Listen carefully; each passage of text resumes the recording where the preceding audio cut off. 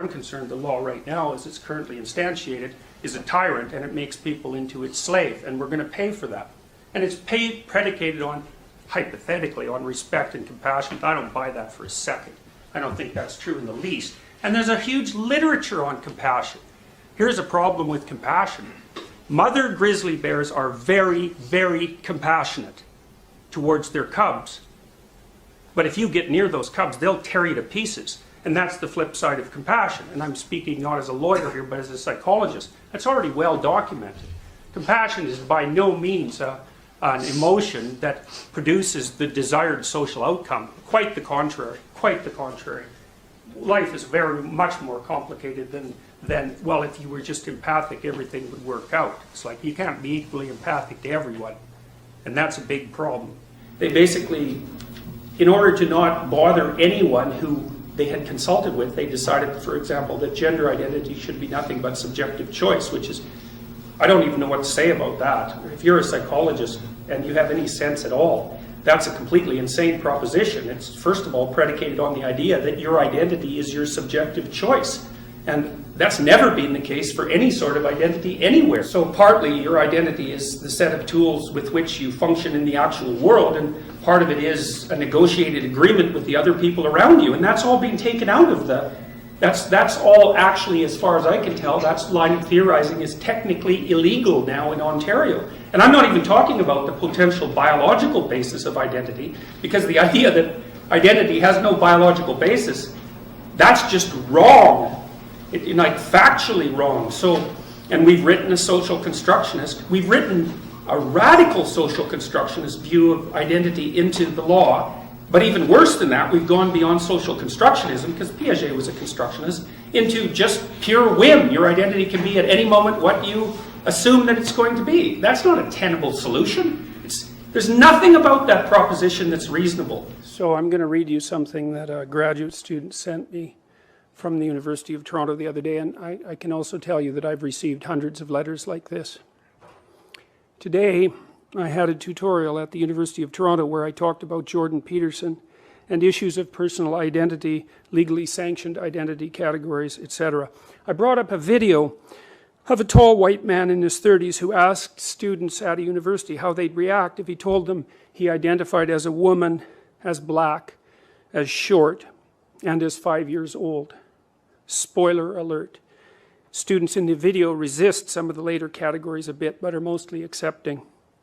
Still, students were not engaging in discussion. I asked them why. One said it was because she was worried to share her opinion for fear of being singled out or saying something offensive. I asked who else was not speaking for that reason. The whole class put their hands up. No participation. Why?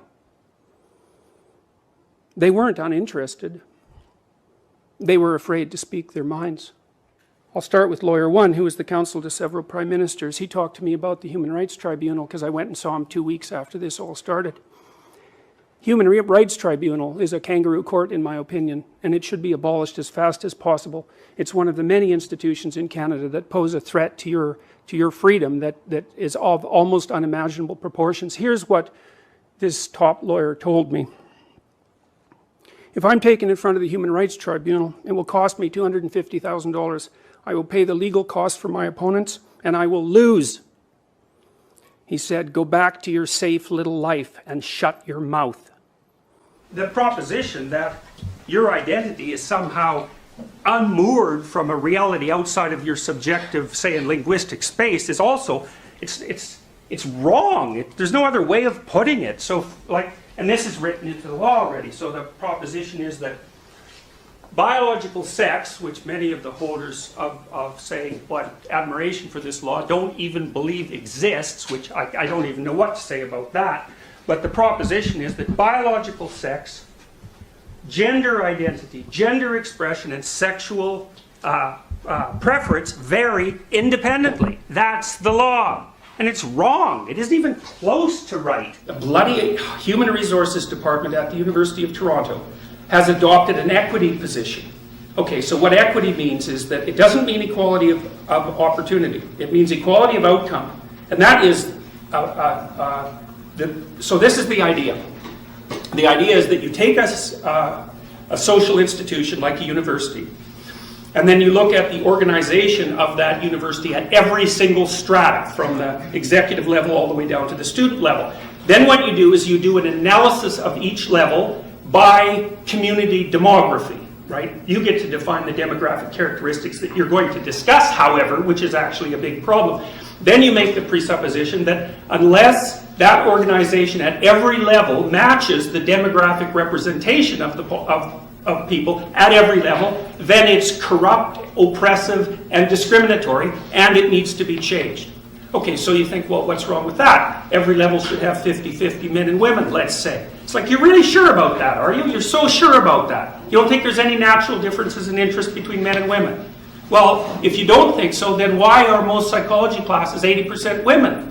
And that differentiation is accelerating rapidly, like I've seen it over the course of my career, from maybe 60% men at the beginning of my career to like 80% women now. And men occupy more of the positions in the STEM fields, at least for now. It's the same in bloody Scandinavia. It's 20-to-1 nurses, 20-to-1 women to men nurses in Scandinavia, and 20-to-1 men to women in engineering. And that's in Scandinavia. And so what's happened in Scandinavia, as they've made the society more egalitarian in terms of its legal and social structures, is that the gender differences in personality between men and women have got bigger, not smaller. So what that means is that social constructionism isn't wrong. That's what it means. Wrong. Disproved. It's exactly the opposite of what the theory would have predicted, because the theory predicted, and God only knew how it was going to sort itself out. It's not like people knew this to begin with. The idea was that as you equalize the social structure, that the differences between men and women would disappear. Guess what? That didn't happen. And it's not studies of just a few hundred people in a few locations. Those are population-wide studies, and they've been replicated multiple times. So, and the funny thing is that, so there are temperamental differences between men and women. And neuroticism and agreeableness are not the only temperamental differences. So if you fragment extroversion, it fragments into assertiveness and gregariousness. Women are more gregarious, men are more assertive. If you fragment conscientiousness into orderliness and industriousness, women are more orderly and men are more industrious. If you fragment openness, which is the creativity dimension, into interest in ideas and interest in aesthetics, you find that women are more interested in aesthetics and men are more interested in ideas. So because you can fractionate the big 5 into 10, you get gender differences across all of them. And they're not trivial either. They make a difference. So, okay, so anyways, back to the equity thing of all the preposterous and idiotic ideas. So, first of all, to make gender equity across every dimension of an organization, you have to assume that men and women have identical interests and temperaments, and that if they don't, the state should intervene to bloody well ensure that they do, which is something for all you women to figure out, because now there's many positions in society that women preferentially occupy. So what are you going to do about that? And what are you going to do about the Asians? Because they occupy preferential positions as well. You know, they're overrepresented in all sorts of professional institutions. And the probability is that that's going to increase. What are you going to do about that? What about the Jews? What are you going to do about them? Because they're in the same position as the Asians. You're going to put quotas on all those people? What kind of stupidity is that? And then it's worse too, because let's say you equalize women, and just for the sake of argument, across all these different dimensions of society. Well, then what are you going to do? Are you going to equalize for black women and Latino women and Asian women? Are you going to subtype black women? Because it's not like they're all the same. Are you going to ensure that women from lower classes are represented just as much as women from upper classes? And how many generations back are you going to go to check that? What about intelligence? What about attractiveness? How about height? How about weight? So the problem with the fractionation by group identity is that it's endless. There's no way of ensuring equality across groups because there's an infinite number of groups. You can fragment group identity all the way down to the level of the individual, which is exactly what you should do, which is what we already did in the West. We figured, well, The ultimate diverse population is a population of individuals, so you let the individuals sort it out. No, we're going to replace that with group. Well, what that means for the bloody social activists is that they'll be able to play this game forever, because you can continually fractionate group identity ad nauseum, and so the system will never be equal. And you can bloody well be sure that as we implement social policy to make sure that all outcomes are equal, that the amount of space that you personally are going to have to maneuver in is going to shrink and shrink and shrink and shrink. We've already seen that happen in many societies. You think we would have learned from the 20th century?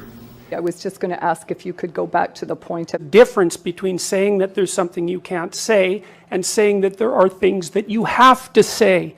And I regard these made-up pronouns, all of them, as the neologisms of radical PC authoritarians. Do you understand that? And I'm not a fan of that sort of person. And the reason I'm not a fan of that sort of person is because I've done my homework. I've read everything I can get my hands on in the development of authoritarian political systems, and I know the literature inside out and backwards. And I am not going to be a mouthpiece for language that I detest. And that's that.